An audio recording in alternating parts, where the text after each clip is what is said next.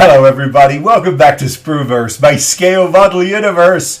People of Earth, welcome to 2025, and a brand new build is on the bench. We're going to do the B9 robot from Mobius.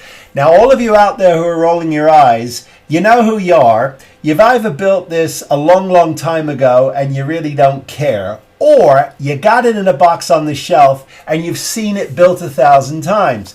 Okay, fair enough, but I haven't built it, and I'm pretty excited about this. I'm an Irwin Allen nut, and I've only had an opportunity to actually build a couple of things. I've built a large-scale spindrift on the channel, and I've built the space pod. I haven't built a chariot, I haven't built the Jupiter 2, and I haven't built B9. So we're going to try and do B9 now. And we're going to also try and do the Jupiter 2 this year. I'm hoping to improve on my Irwin Allen collection because just, you know, what can I say? I mean, I'm a huge fan, and it is because of Irwin Allen that I think I was informed the way I was. It's a lot of reasons why Sequest got made, but beyond that, this is just an awful lot of fun, so I'm thrilled to have it. Now we're going to be doing a couple of things here. We're going to be adding the paragraphic set. Here thems is right here, and this is from let me see. I'm trying to see if there is a code for it. I don't see. Oh, here we are. It's Paragraphics 185 for those of you who are interested. Here, we'll get closer here, and I'll turn that to camera so you can see it. There it is. It's right there. So that's what we're using. We're using the Paragraphics robot kit. Why not? Because it's available. And we're also using the a new product. This is this is from a company called Starling, and this is their B9 2.0 Life Force unit. And this is available from Starling. I will make sure that their website address is in the description below. But for those of you who can't be bothered to read the description, it is www.starling-tech.com. Here, take a butchers. There it is. For those of you who have no interest in going to the description below.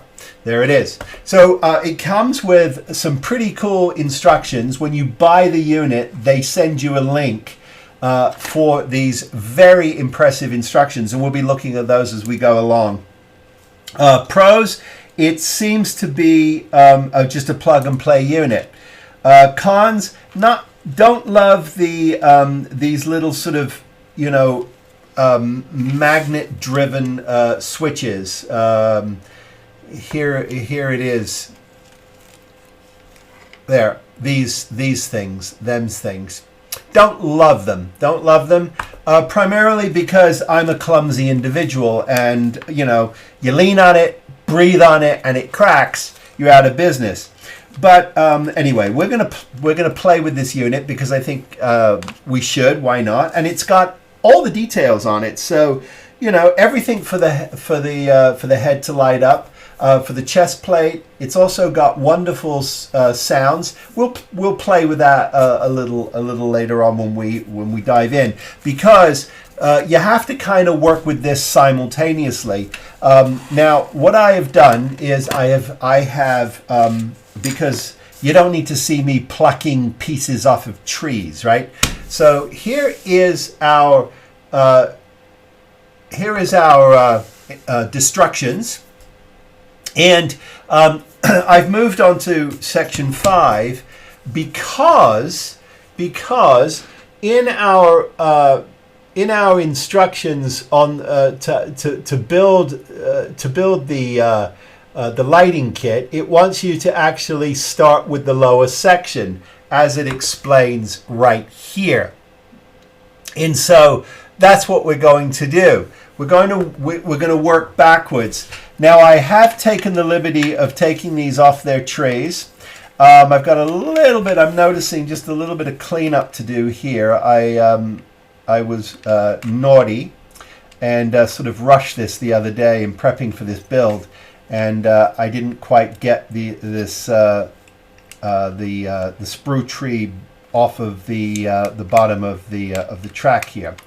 So I will make sure that is done properly. But anyway, here is the unit that doesn't want to behave. Come on, there you go. Okay, so here's the leg unit as it will come together. There it is.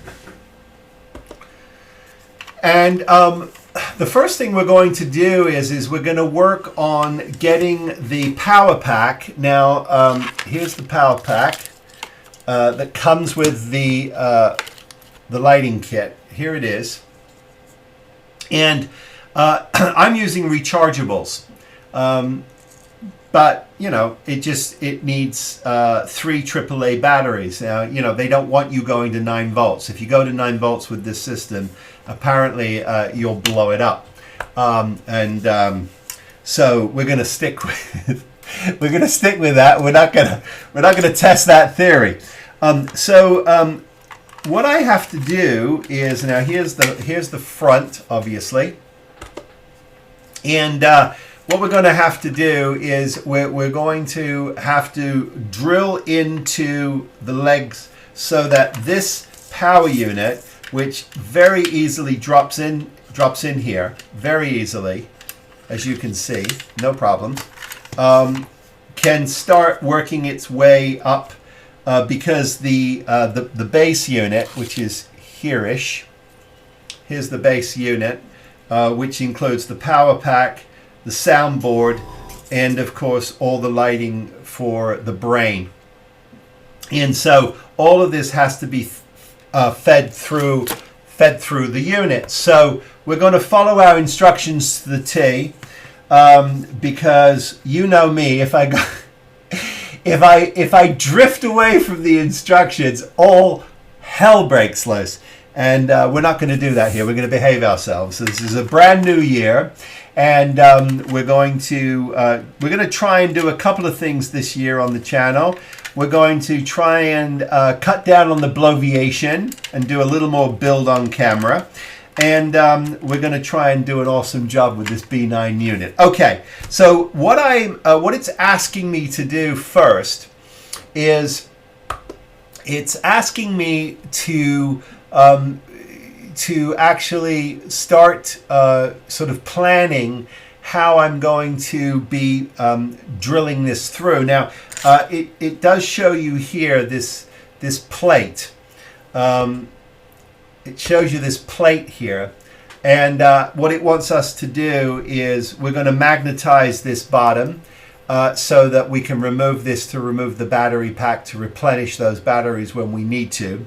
And then we're also going to start drilling holes up through the whole assembly, and we have to try and keep those a little wider than they're suggesting, because he says make them bigger for easy, you know, feed through. That makes sense. And also try to keep them literally staggered together in sequence, that they're not all over the place, your holes, so that you can drop your wires down a little more easily. Okay, so I'm going to start by finding where my holes need to be for the top of this. And what else needs to happen to get magnets on the doors, or a magnet on the door of that, because he does supply us with magnets and Velcro. I'm not sure about his Velcro, but I'm definitely going to use his magnets. We've got his magnets here, so we're going to sort of get ourselves organized. Come back, we'll test the board so you can see what that looks like, and then we will also have cleaned this up a little more and started on preparing the base for the feet, because it wants us to work there. Thrilled you're with me on this journey. Let's carry on. So I'm following two sets of instructions, those that have come with the kit and those that came with the board, the soundboard and the lighting kit for this. And so basically all you're doing is you're just drilling your holes so that you can put the sound card in the legs, and then the power in the legs, and then everything else will drop and feed through. So at this point, I've gone as far as I can go.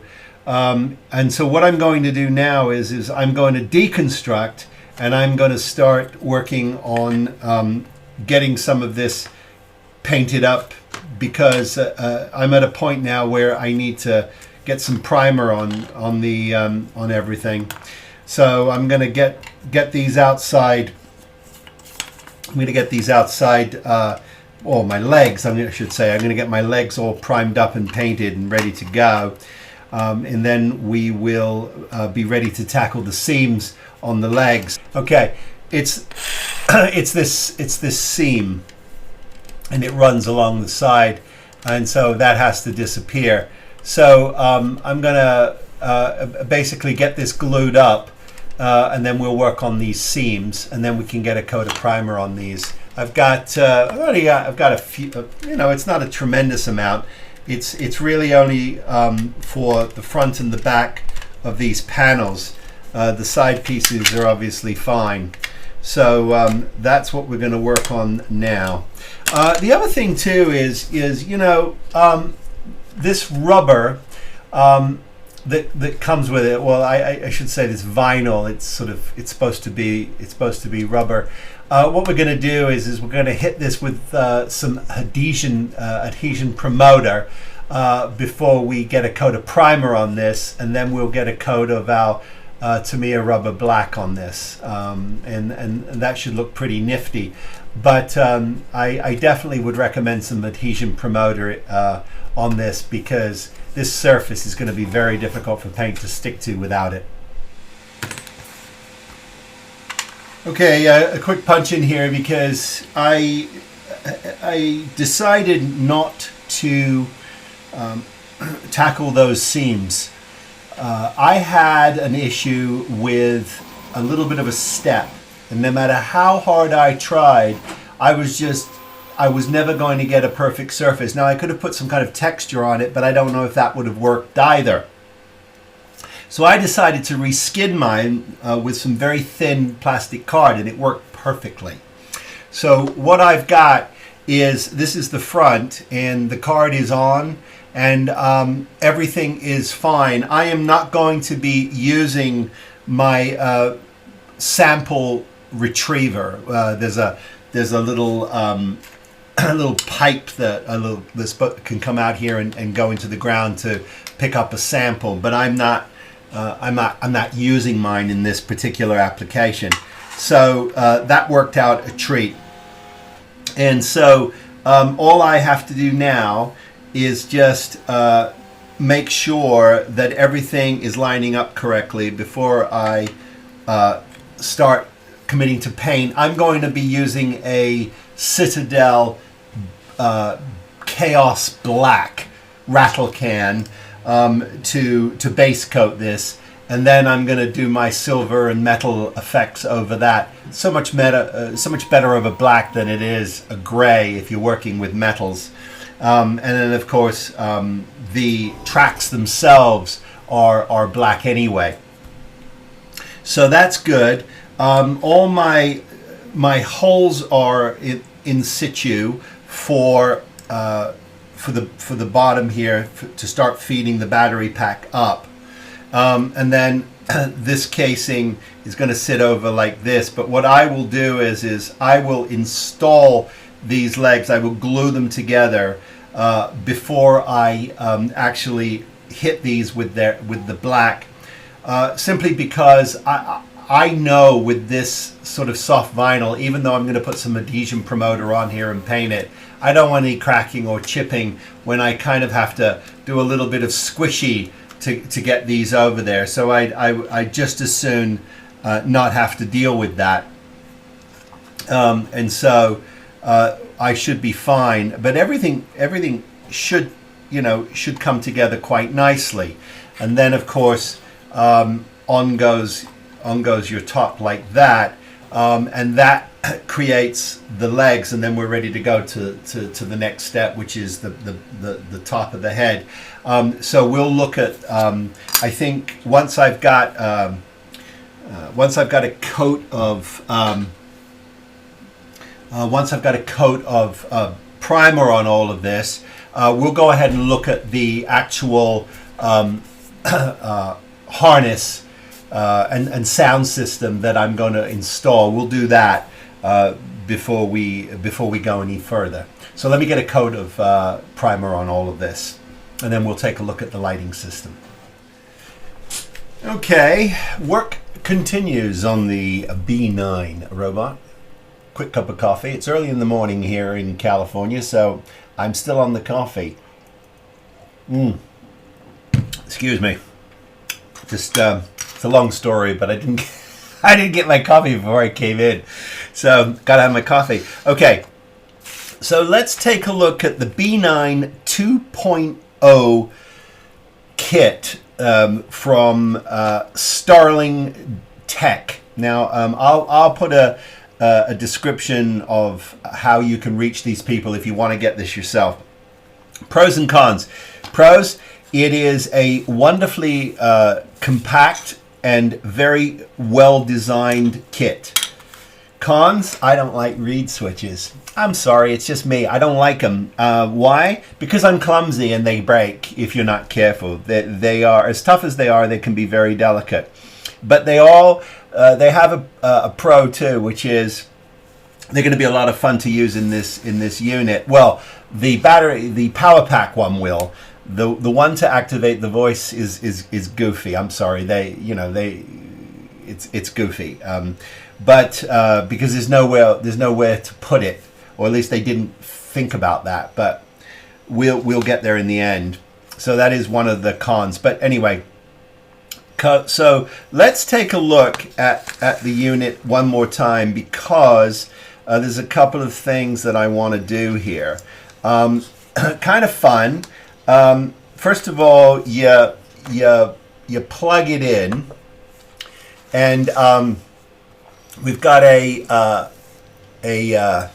battery pack here, a battery pack with 3 AAAs that goes to this plug here, and that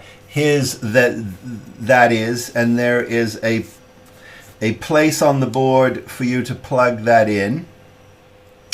And so what you do is you go to the power port, and it is conveniently located on the side of this this thing here.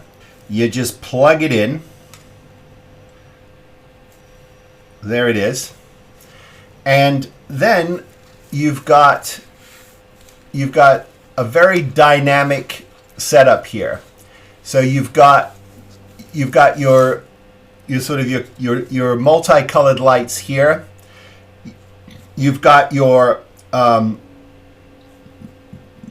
light for the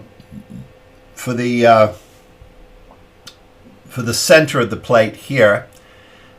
You've got your 2 lights here that will go through, and I'll show you where all that lives in just a minute. And then you've got the speaking. This is the red flasher for speaking. And the idea is that this reed switch here lives on the it lives on the inside of the frame by the power pack. Now what I've done is I've built a little sort of plug-in here. There, you can see it, for my power pack. And the reed switch will attach to the sort of the back of that, and then you take your power pack, which I've not detailed out yet, and that has a magnet in it. I'll show you that in just a second. Well, let me show you that up close first. So here's the power pack, and I've added a magnet to the back, and then I framed it out, and I'll show you why. Because I want absolutely guaranteed positive experience here, and so all you do is and it's great fun. Here, yeah, let's do this. So, you can see it. You'll see those lights come on. So I drop my power pack over it. And the reed switch, because it's magnetic, it's going to hold that. That's not going to go anywhere.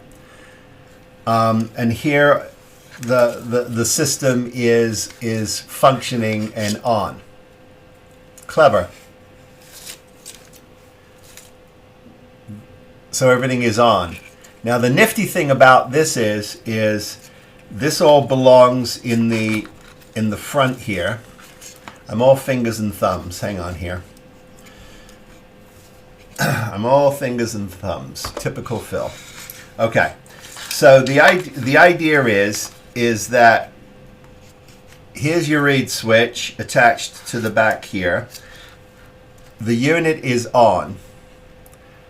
There you go. Now we can see it all. The unit is on. And when I pull the power pack right here, it kills the robot. Isn't that fun? So that's that. Now, I know you were rolling your eyes and going, "Hey, Phil, seen this 10 years ago." You may have. I didn't get to build it.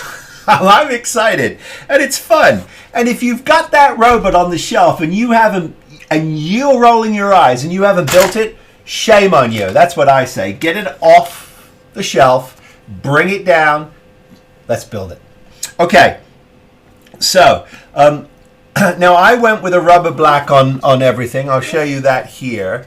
That's very, very cool. And everything looks good. Now I put adhesion promoter on here before I hit this. And the reason why I did that obviously is because I want to avoid any kind of flaking that may occur, because this vinyl does not like paint that much. So I've done that. I'm going to get, I'm out of my rubber black, but I've got some in the small jars. I'm going to finish up my tracks because I like the rubber black on the tracks. Rather than just flat black, it's got a little more blue in it, and I like that. It feels more rubbery to me. The other thing, of course, is that I don't want to brush that out. I want to airbrush that because otherwise I'll get brush marks on the tracks, and it just doesn't look nice. So you want to airbrush that. It does come in a rattle can too, which is really handy if you're doing things like the large surface areas. You know, when you're dealing with large surface areas, as we know, it's best to use rattle cans if you can, and then you detail out as you get more precise with your airbrush. Okay, so everything is working. Oh, let me. This is fun. This doesn't require close-up magic, but let me get this going again. So that you can hear the soundboard on this. So let's get that up just so that you can hear the soundboard, because it's a fun soundboard. It is Dr. Smith who is a bubble-headed booby.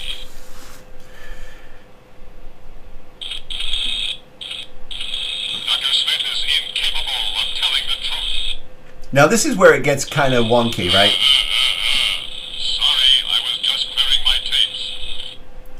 Because in order to, now most likely what you could do, and probably should do, is put this on a momentary switch and get this on the base so that it's a lot easier to just play it, because who wants to rub a magnet across his butt, which is where they want you to put this every time you want to hear a sound. Okay, so let me kill that and unplug it so I don't drain my battery, just for now. And then there is a lamp that comes with this. It's the yellow light. It's already pre-packaged in here. here it is. It's this light here. And I'll show you that real quick. And this one, well, let me turn it on so you can see it, for the love of Jehovah. Oh, helps if you don't unplug things, Phil, while you're trying to explain something, Phil, so that people can see it, Phil. Okay.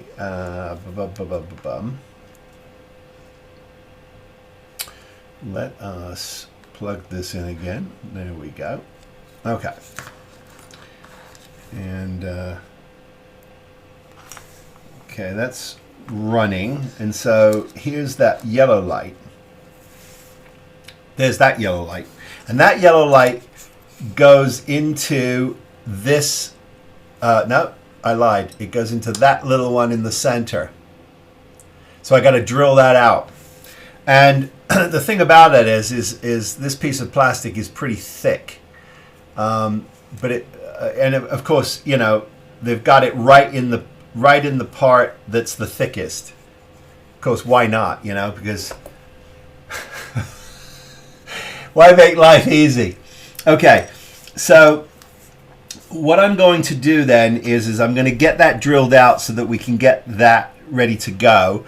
I have got my I've got all of my photo etch here, and what I've got to do is everything is basically the same here. So what I'm going to be using is I've got this special primer from Tamiya that I've used quite successfully now.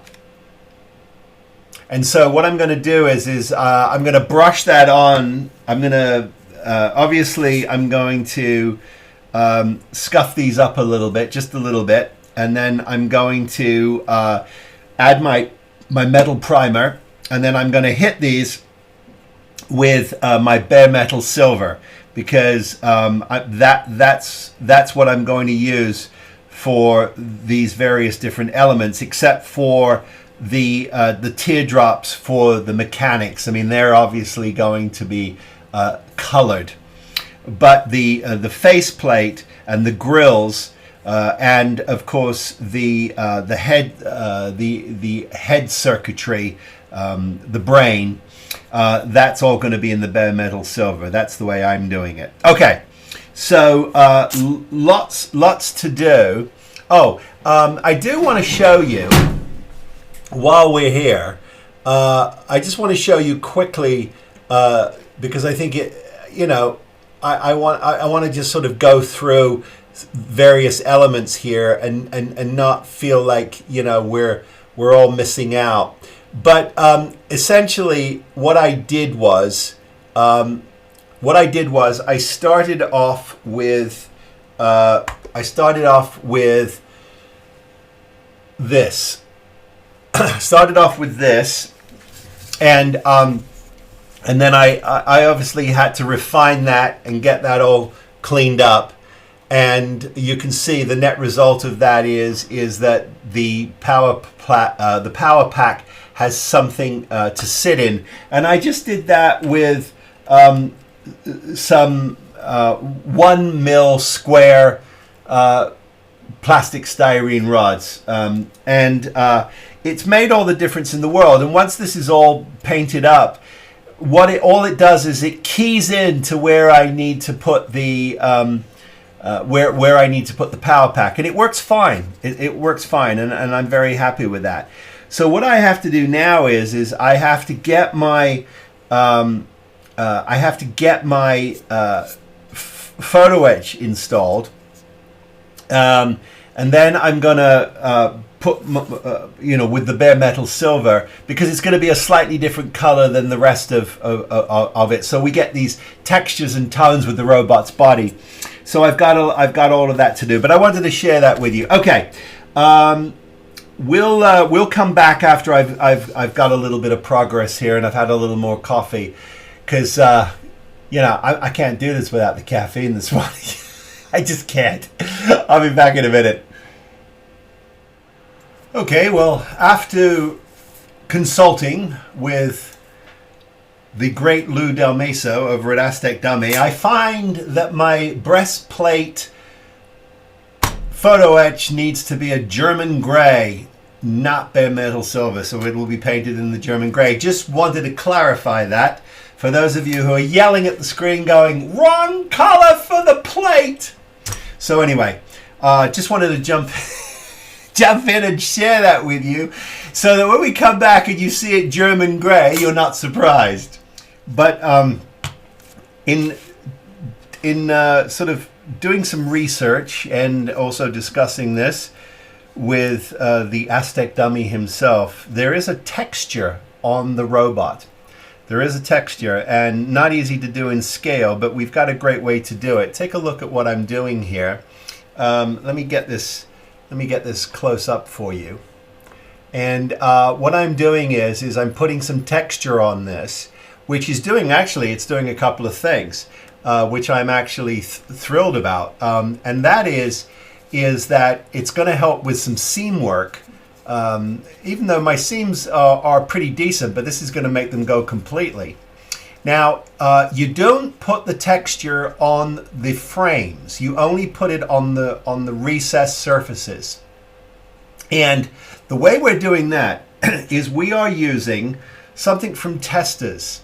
And this is called Dimensional Craft Paste. I've used this a lot of times before. It's great stuff. Great stuff. And what you do is you come along with it, you get yourself a brush and a little sponge, and you dab it on. Now this is going to dry pretty quickly, which is great. So you just paint it on like this. Like this, paint it on. And then you're going to come along with a little craft sponge, and these are available at any large craft store. Here it is. It's just a little bit of sponge, and you squirt it across the room. Now you dab, dab, and you blend it. Make sure you blend it in so that you know you don't want a line, obviously. Now you can. This will come up with water, so that's not an issue. And then, of course, this will all disappear once you spray it. But there you go. You get this wonderful, wonderful effect. And if you don't like something, just come along with some water, like this, and you can just literally just take it back, like that. Just take it back, and you can start again. No problem. It's great stuff. Now, could you, no, you don't have to buy this. You could probably use a little bit of caulking, but I just like it. I like it, and I get great results from it, so I use it. And I wanted to share that with you as I share everything that I do in terms of my detail work. And you just keep going until you get a blend that you like. Now, you got to blend this out quite a bit because of the scale. You don't want this to be overly textured because it won't work. But that's what we're doing. And then we'll come along, and we're not going to do this part. That's going to get the German gray on the photo etch. But everything else that's recessed will get the effect, but the tops of the frames won't. And if you get any mess on it, you just clean that up with a little bit of water, and you're going to be just fine. So I'm going to continue to get this on here, and then once that is on, I'm going to start hitting these pieces with my metal color. I think we're probably going to do the silver leaf. I think. We might do bare metal, we might do aluminum, I don't know. And what I'm going to do is I'm just sort of taking those little tabs, and I'm carefully just nipping them off. Now, you can certainly start going to town on this with a little file. You can use a Dremel on a low speed. But I found that you can actually get a very nice tight trim. As long as you're careful and you're patient, you get a very nice clean trim. And that will remove these little tabs. There are instances where you have to use a file. There's no question about it. You're not going to get away. You're not going to get away from that, unfortunately. But for this particular situation, we should be just fine. And the tabs are coming off. So the frame here has Tamiya German Grey on it. There's a nice paint reference, by the way, in the Mobius in the instructions. They give you plenty of information. There's also some wonderful build sites for full-size replicas. They're fun because they actually have done a tremendous amount of work to actually photograph the actual robot itself. And here's the finished article with the German Grey photo etch attached. It's lovely and crisp, and you get a very nice finish on that. Now what I've got to do is I have to come in with the lenses. They'll go on the front, and then there's a tube that will send light through here that comes with the kit. It's actually it's in this little bag here, and that comes with the kit. Okay, so that's looking really nice. I'm super happy with that. I'm gonna get all these parts on because there's no reason not to. And then continue on my way. The finish on this looks really nice now. I'm actually very happy with the way this finish came out, this textured finish, and that is accurate to the filming production. Now, what's interesting is on some of the sites, the actual the sort of the stippled effect, the broken up effect is actually on everything, even the raised surfaces. But I like it with them off. It adds dimensionality to the robot. So I'm very happy with that. Okay.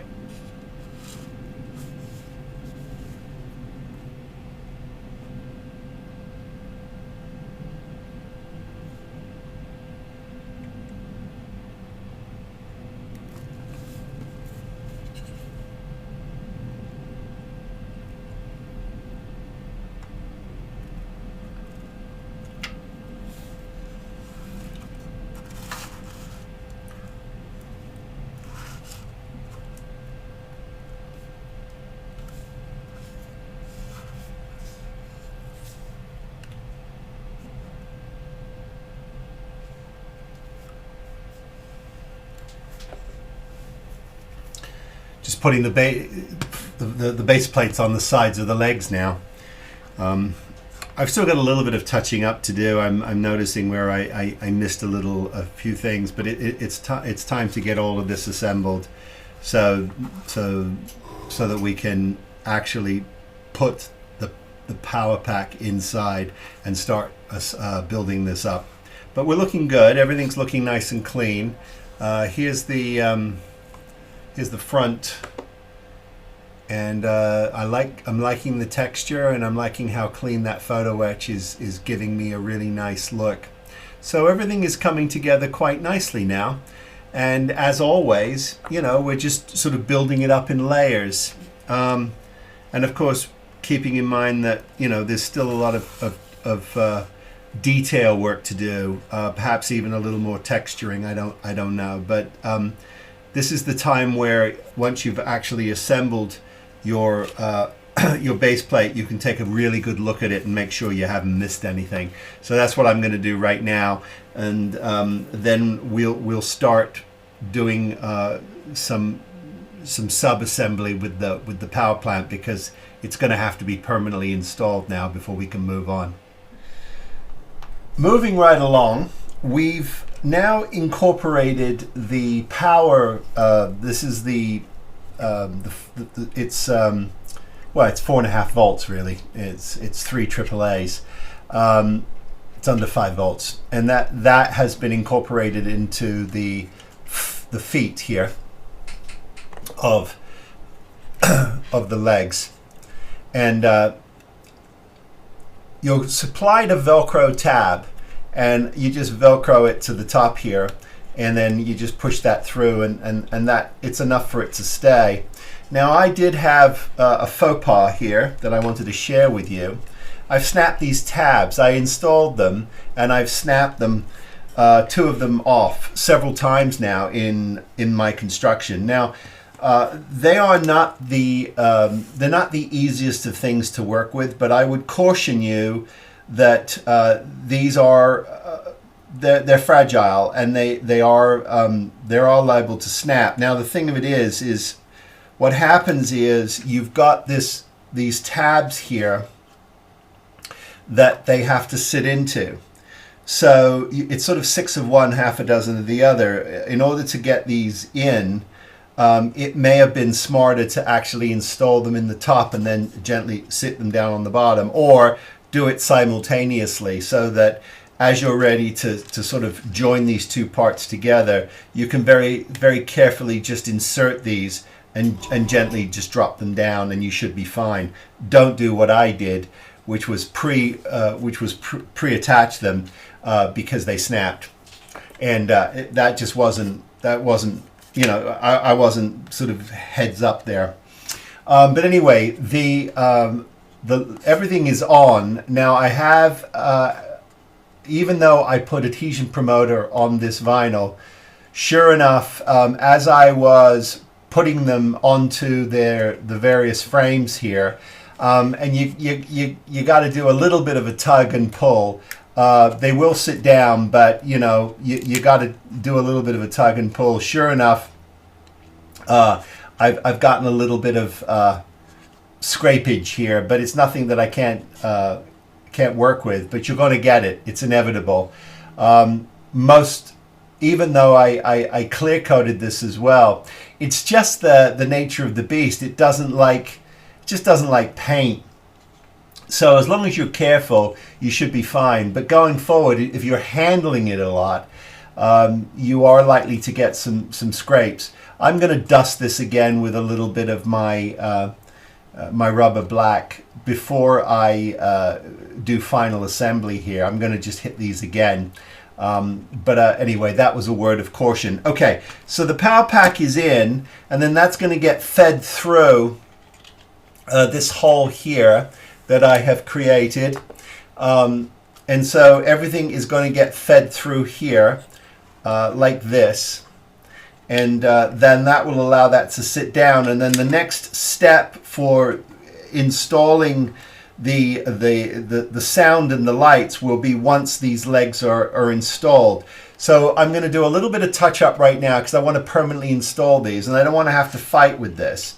And it's also a lot easier for me to actually reach some of the parts where I've scraped them by having this in my hand. So I'm going to do that quickly. It'll be probably an hour for me just to get that, make sure it's absolutely dry and sealed again. For you, it'll be the next segment. We'll start stacking this and getting to the body of the piece. It's funny when I'm not filming and I'm working through things, I realize that there's details that are important to the build that I'm just zooming by. So I've stopped and I've jumped on because I realized that the kit actually supplies you with the grills that are in the lower half of the robot's body. And so I did a little, I wanted to sort of just do a comparison here to show you. I'm going with the photo etch from Paragraphics because I just think it's a lot more honest and it's a lot cleaner. And when Paul goes to the trouble to actually create these extra details for us, a lot of research goes into it and a lot of thought, and I do appreciate that. So when you go for these upgrades, you are getting an upgrade. And I'm not paid to say that. But anyway, here, let's take a look at this because it's interesting. So Here is the, well, let me start here. This is the supplied one, which is sort of just a sort of straight ahead diamond. And this is the Paragraphics upgrade, slightly larger, but it just feels a lot more in scale and a lot more honest. Again, here is both side by side. Now, you know, you're not breaking any rules if you decide to stay with the one that's supplied and you don't want to get the upgrade. That's perfectly acceptable. It works beautifully, don't get me wrong. I just want to share with you what I'm doing. So I'm going to go ahead and get those installed now, because I'm about to start to put everything together. I'm always concerned about knocking or dinging something, but at a certain point you do have to commit to getting some of these parts together, and I am working on the photo etch. Now, these tabs that come with this, you'll see, you know, I can get quite a bit of it off with my my snips, and these are designed for photo etch. But I don't want to get too close because you run the risk of actually nicking something. And now, in the case of these particular pieces, you're sort of okay because they end up on the inside of the kit and you don't see them. So I think it's good enough for me just to go ahead and snip these off. But if you do need to get closer, I know, depending on how delicate the part is, it can get really, really difficult. Now, depending on the type of part it is and what it's used for, you can actually use an abrasive sand drum in a Dremel and get these off without damaging them, but you've got to be careful.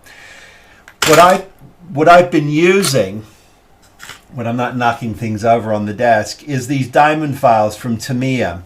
And you'll see that this one is a really good one. It's number 400, and it's actually designed for photo etch. And now you can do other things with it, obviously, but it just does such a fantastic job. You don't need to apply an awful lot of pressure because these are diamond, and there you go. You have an absolutely flush, clean edge. So that's a result if you want to get yourself this file. It's number 400 and is available from, I'm sure, your local hobby shop or Tamiya. Okay, so I'm going to go ahead and install my grills. I'm going to save these just in case there's some kind of mitigated disaster. I'm not going to throw anything away. I'm going to get this last one cleaned up here, get these installed. And then we should be able to start final assembly on these legs. I've just been letting them dry. As you know, I had a little bit of an issue with these tabs, but that's okay. These tabs here, I'm going to now just sort of gingerly put everything together and get those installed. And hopefully I won't be knocking those anymore, because the next thing that has to happen is I need to introduce these legs to the bottom here, and have pulled my my power cord up, as well as my reed switch, because now everything is going to live in the belly, or I should say the chest of this thing.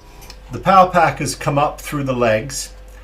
I have the chest board working fine, and I've just tested with a magnet, because the way this system, it's a little goofy, but you're going to glue this reed switch here to the inside of the leg.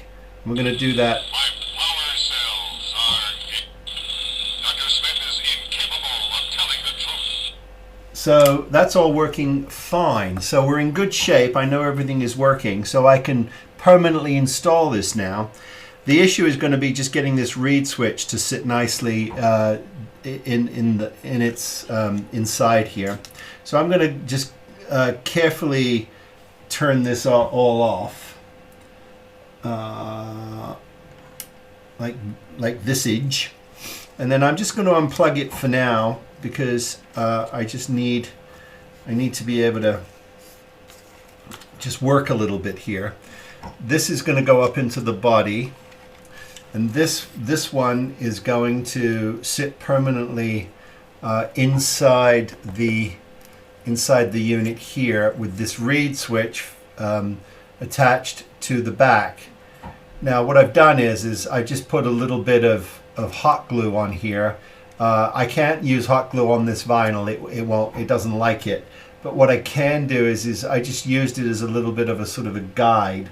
And I've got my clear Gorilla Glue here, which is nice and goopy.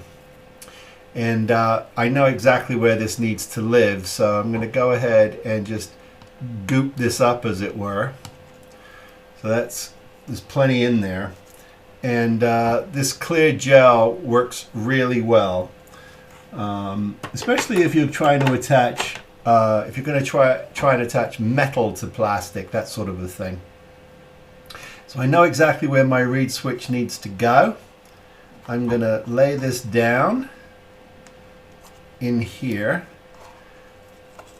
and I'm going to just get myself a... What I like about it too is you can, you've got plenty of time to adjust.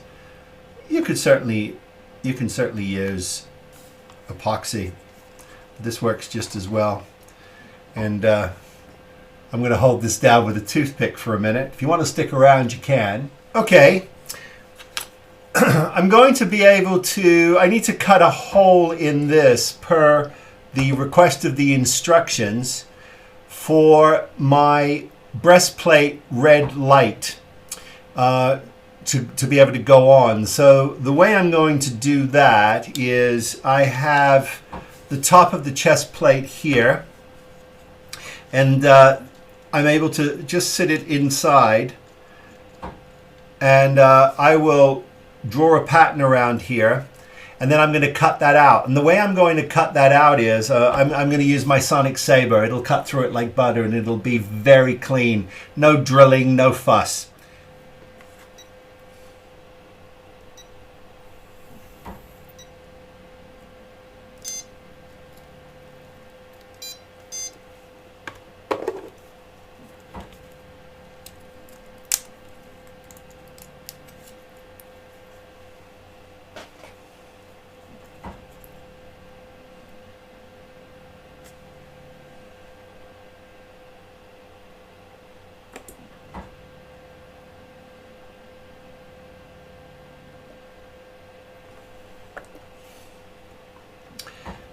I love this machine. Okay, so I'm going to just clean this up now, and then we'll be ready to take a look at next steps. Well, top of the morning to you.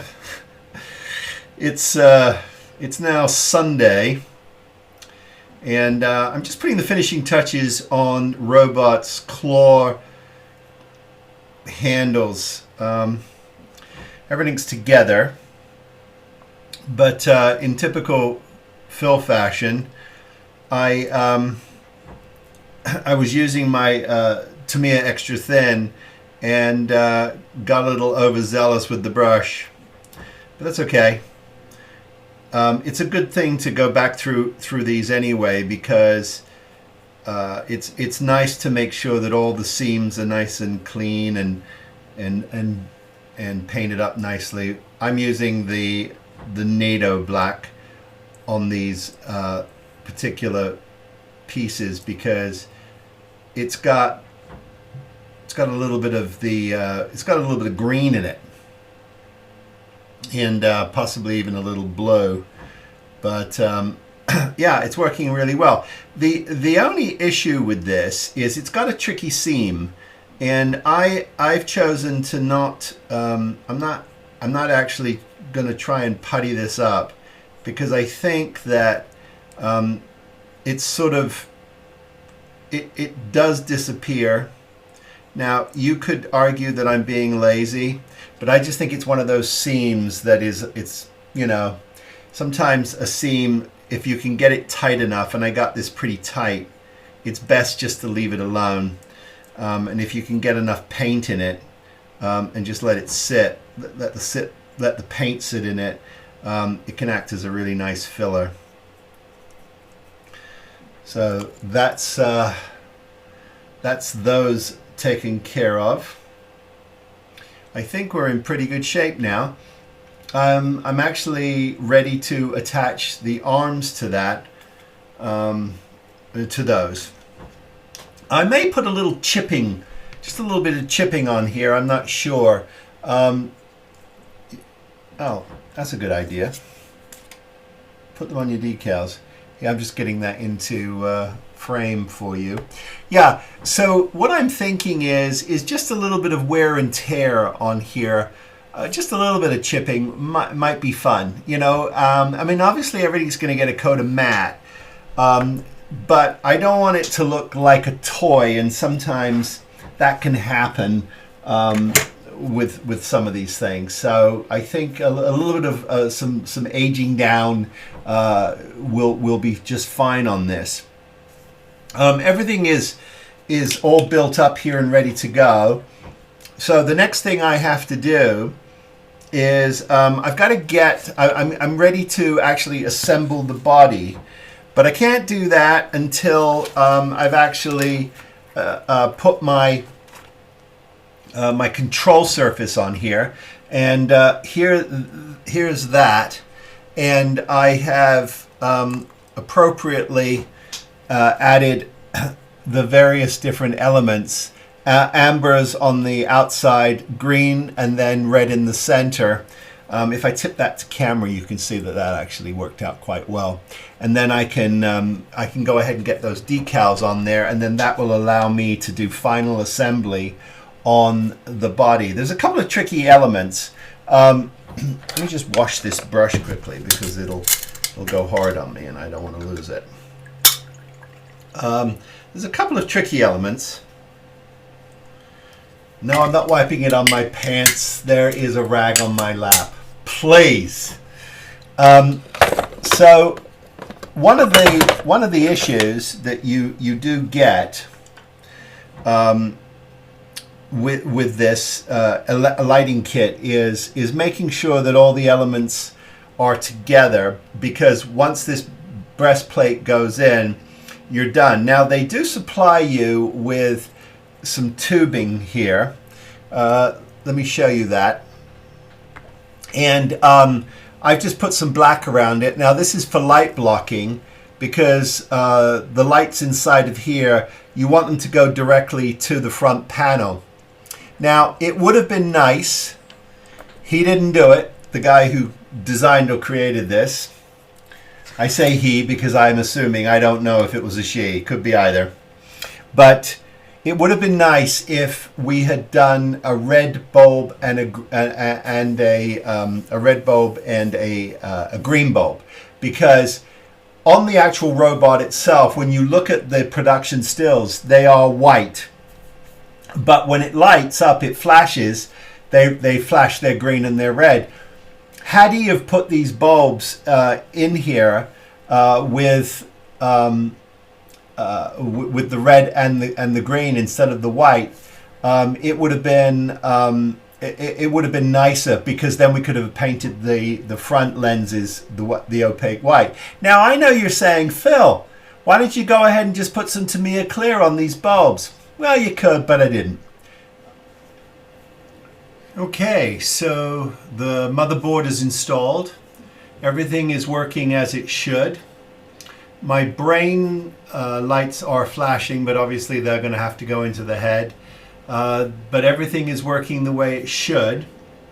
And I believe I can even get it to speak for us. It is Dr. Smith, who is a bubble-headed booby. So there you go, Dr. Smith, the bubble-headed booby. All is working as it should be. Okay, I'm going to end it here because there's going to be quite a lot of work, more than I realized, to actually get the brain functioning and make sure that I do this absolutely perfectly. But I could not be happier with where we are in this build. It's a lot of fun. And I have to say, if you can get your robot lit and speaking, that's definitely the way to go. And there's obviously several ways to do it. And I will give you information in the description of what I used. But I do believe there's also a unit available from Ralph over at Tenor Controls, and there may be some others if you scour the internet. But this is the one that I'm using, and I'm really happy with it. It was a very simple install. A few things that you have to do, but you know, basic modeling skills to do them. But I could not be happier with this robot. It's a lot of fun. Okay, so that's it for me. Hey, if you want to get a hold of me, I am spruverse@gmail.com. I post most days on my Instagram account. That is at spruverse. And hey, you can buy me a cup of coffee. That link is in the channel page front. There you go. Hey, as always, please, if you've got this kit, pull it down and build it. Please. Get involved. You know, it's a lot of fun, and 25 is going to be just an amazing year. So, hey, as always, I wish all of you, please, be safe, be well, build something, and I'll see you next time. Take care, everybody. Be well.